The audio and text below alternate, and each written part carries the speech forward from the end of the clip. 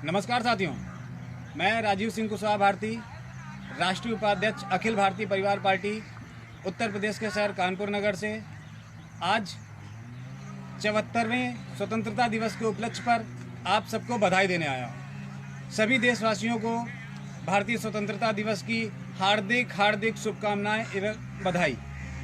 मगर दोस्तों, आज स्वतंत्रता दिवस जैसे हम हर साल मनाते हैं वो तो मना ही रहे हैं, लेकिन हमें सोचने की ज़रूरत है, क्या वाकई हम स्वतंत्र हैं? स्वतंत्रता का मतलब हम 3 विशेष परिस्थितियों से लेते हैं: सामाजिक स्वतंत्रता, आर्थिक स्वतंत्रता, मानसिक स्वतंत्रता। क्या हम इन तीनों चीज़ों पे स्वतंत्र हैं? जब अंग्रेजों ने इस देश को छोड़ा,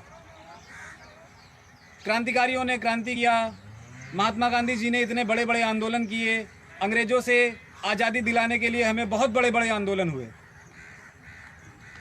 कांग्रेस ने भी उसमें बहुत अच्छी भूमिका निभाई उस समय। मगर एक सेंटेंस हमें याद करना पड़ेगा और उसे याद रखना पड़ेगा।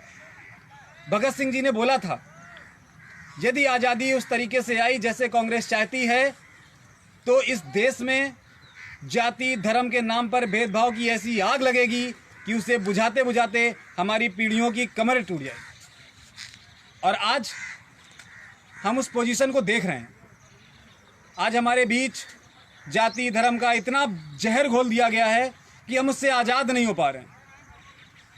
हम वोट करते समय ये नहीं देखते कि कैंडिडेट अच्छा है या नहीं है, पार्टी की विचारधारा अच्छी है या नहीं है, पार्टी के लीडर्स जो बोल रहे हैं उनको अपने वादों को पूरा कर रहे हैं या नहीं कर रहे हैं। हम क्या देखते हैं, अरे ये कैंडिडेट तो हमारी जाति का, अरे इस कैंडिडेट का तो मुख्यमंत्री का दावेदार हमारे धर्म का है।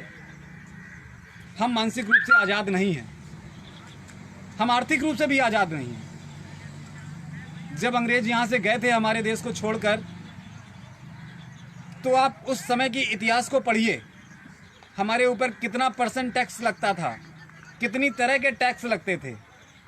और जब आप आज़ादी के 73 साल बाद आज 74वें स्वतंत्रता दिवस पे जब उस समय के इतिहास को और आज के परिदृश्य को कंपेयर करेंगे तो आपको पता चलेगा कि जितना टैक्स और जिस % पे टैक्स, जितनी तरह का टैक्स अंग्रेज छोड़कर गए थे, आज हम उससे ज़्यादा टैक्स दे रहे हैं, उससे ज़्यादा तरह का टैक्स दे रहे हैं, उससे ज़्यादा % पे टैक्स दे रहे हैं। हम आर्थिक रूप से भी आज़ाद नहीं हैं।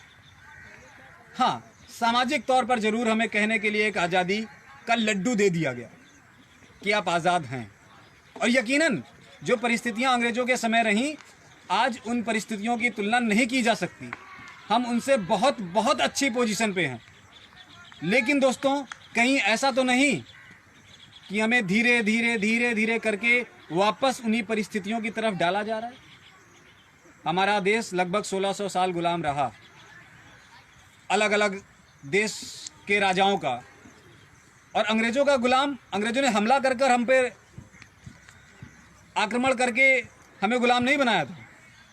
उन्होंने सबसे पहले आर्थिक पर हमारी कमर तोड़ी, हमारे आर्थिक संसाधनों पर हमारे राजाओं को अपनी कंपनी में पद का लालच देकर, कमीशन के पैसे का लालच देकर उन्हें अपने साथ मिलाया और हमारे आर्थिक संसाधनों पर इतना अपना स्वामित्व स्थापित कर लिया, इतना कंट्रोल कर लिया कि हमारा अर्थ हमारे कंट्रोल में रहा ही नहीं। उन राजाओं के हाथ से बात निकल गई अर्थ की। और आचार्य चाणक्य ने कहा था, जिस देश का अर्थ खराब होगा उस देश की कोई भी स्थिति सही नहीं होगी। ना वहाँ धर्म सही होगा, ना वहाँ समाज सही होगा, ना वहाँ लोग सही होंगे। और इन अंग्रेजों ने वही किया, हमारी आर्थिक स्थिति तोड़ दी और हम आज भी उस स्थिति से जूझ रहे हैं। तो दोस्तों, आज हमें आत्मचिंतन करने का समय है। कहते हैं 100 साल बाद इतिहास दोहराता है, रिपीट होता है, ऐसा कुछ ना कुछ होता है, क्रांतियाँ होती हैं।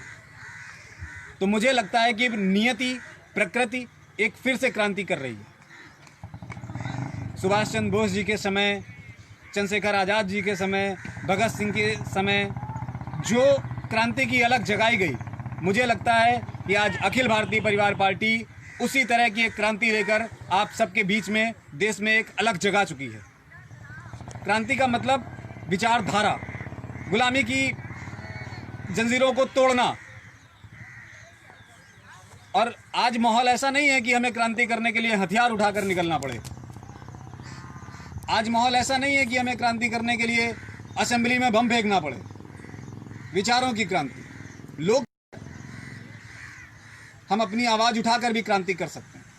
इसलिए मेरे और मेरे जैसे बहुत क्रांतिकारी साथियों ने, बहुत सारे क्रांतिकारी साथियों ने, जिन्हें ये आर्थिक, सामाजिक और मानसिक गुलामी पसंद नहीं आ रही, जो इससे लड़ना चाहते हैं, संविधान खतरे में आ रहा है, संवैधानिक व्यवस्थाओं को दरकिनार करके उसमें लूप होल्स निकाल के ऐसे ऐसे निर्णय किए जा रहे हैं कि आदमी की बोलने की स्वतंत्रता तक छीनी जा रही है।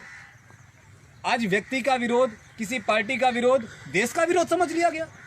अरे कोई व्यक्ति देश नहीं हो सकता। ये गलती कांग्रेस को उस समय हुई थी जब इंदिरा इज इंडिया और इंडिया इज इंदिरा का नारा दिया गया था। आज कांग्रेस की पोजीशन देख लीजिए। और ये गलती आज भाजपा वही दोहरा रही है। इन्होंने मोदी जी को देश समझ लिया। भाजपा देश नहीं है, मोदी जी भगवान नहीं है, मोदी जी इस भारत नहीं है। किसी पार्टी का विरोध, किसी व्यक्ति का विरोध देश का विरोध नहीं होता। और हम जैसे क्रांतिकारियों ने एक क्रांति का एक नया तरीका अपनाया। हमने राजनीतिक क्रांति शुरू की। अखिल भारतीय परिवार पार्टी मात्र एक राजनीतिक दल नहीं है, ये एक राजनीतिक क्रांति है। और आज 74वें स्वतंत्रता दिवस पर मैं आप सभी देशवासियों का आह्वान करता हूं कि आइए राजनीतिक क्रांति करते हैं। जो भी व्यक्ति हमारी स्वतंत्रता को दांव पर लगाएगा, जो भी व्यक्ति हमें गुलाम बनाने की कोशिश करेगा, उसे सत्ता से उखाड़ फेंकेंगे। आज ये प्रण लेते हैं। आइए दोस्तों, मिलकर काम करते हैं। और जो भी व्यक्ति अखिल भारतीय परिवार पार्टी के बारे में कम जानते हैं या पहली बार ये वीडियो सुन रहे हैं, वैसे तो अखिल भारतीय परिवार पार्टी आज देश के लगभग हर व्यक्तिगत तक अपनी पहुंच बना चुकी है। और लोगों को दिख रहा है कि 2024 में अखिल भारतीय परिवार पार्टी सत्ता में आने वाली है और सरकार बनाने वाली है। फिर भी यदि आप अखिल भारतीय परिवार पार्टी के बारे में नहीं जानते हैं, कम जानते हैं या पहली बार ये वीडियो सुन रहे हैं, तो मैं बता देता हूँ। अखिल भारतीय परिवार पार्टी देश के 22 राज्यों में पूरी मजबूती के साथ खड़ी है और 2024 में देश की सभी 543 सीट पर इलेक्शन लड़ने वाली है। ये इलेक्शन अपने आप में इतिहास होगा। अभी तक कांग्रेस या भाजपा ने हिम्मत नहीं की कि वो देश की सभी 543 सीट पर इलेक्शन लड़ सकें। कांग्रेस मैक्सिमम 426 सीट पर इलेक्शन लड़ी है और भाजपा मैक्सिमम 431 या 32 सीट पर लड़ी है। अखिल भारतीय परिवार पार्टी 2024 में देश की सभी 543 सीट पर इलेक्शन लड़ेगी और सभी की सभी सीटें जीतकर एक नया इतिहास रचेगी। और आप ज़्यादा जानकारी के लिए हमारी वेबसाइट abpp.in पे लॉगिन कर सकते हैं। www.abpp.in। हमारी विचारधारा, हमारा उद्देश्य, हमारा रोड मैप, हम किन उद्देश्यों के साथ किन रोड मैप पे काम करने वाले हैं, किस तरह से काम करने वाले हैं, वो सब कुछ आपको इस वेबसाइट पे मिल जाएगा। आज के लिए इतना ही दोस्तों। फिर किसी दिन, फिर किसी विषय पर आप सबके समक्ष आऊँगा। जय हिंद, जय भारत।